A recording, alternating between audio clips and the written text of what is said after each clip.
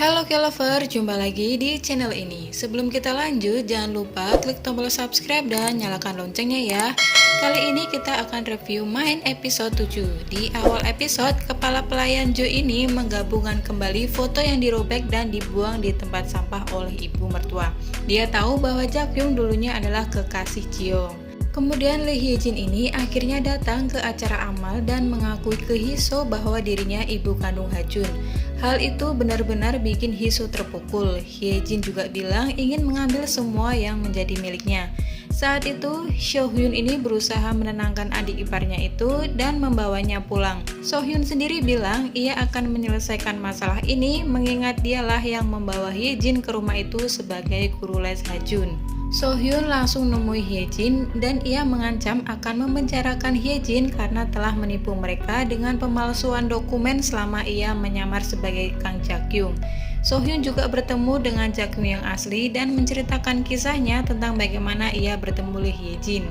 Hye-jin bilang yang ia lakukan saat ini hanyalah ingin menemui Ha-jun dan membawanya pergi, namun Jiyoung tidak mengizinkannya lagi masuk ke rumah keluarga besar Hyewon.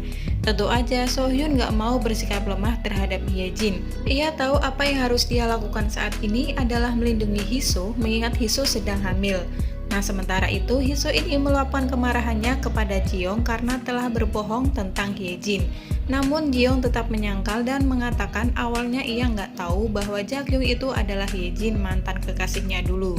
Jiyoung juga bilang kalau hubungannya dengan Hye-jin dulu hanyalah hubungan singkat.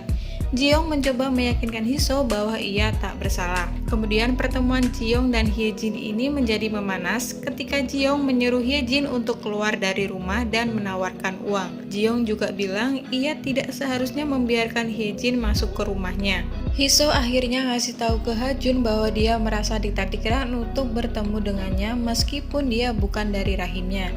Ha-jun ternyata juga bilang ia ingat ketika pertama kali bertemu dengan Hiso. Ia juga tahu bahwa Hiso bukanlah ibu kandungnya. Tapi kemudian hal mengejutkan ketika Ha-jun ini mengingat aroma Hye-jin dan tahu bahwa ia adalah ibu kandungnya. Dia memohon kepada Hiso untuk tidak membenci atau mengusirnya.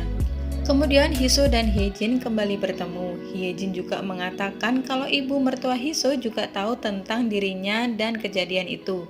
Hye-jin juga bilang ia dan Jiyoung sudah saling bertemu selama 2 tahun sebelum ia masuk ke rumah itu. Ya, Hiso awalnya tak langsung percaya tentang hal tersebut, sampai akhirnya Hiso mencoba memastikan hal itu dengan ibu mertuanya.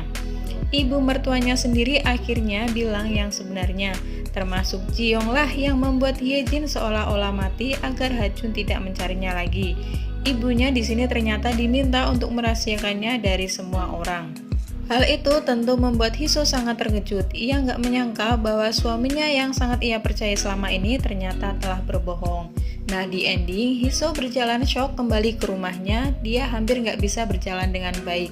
Terlihat juga Hye-jin mengikutinya di belakang. Tiba-tiba darah menetes di kaki Hiso. Dia menangis dan berusaha meraih darah yang sudah bercucuran di lantai. Ternyata dia mengalami keguguran.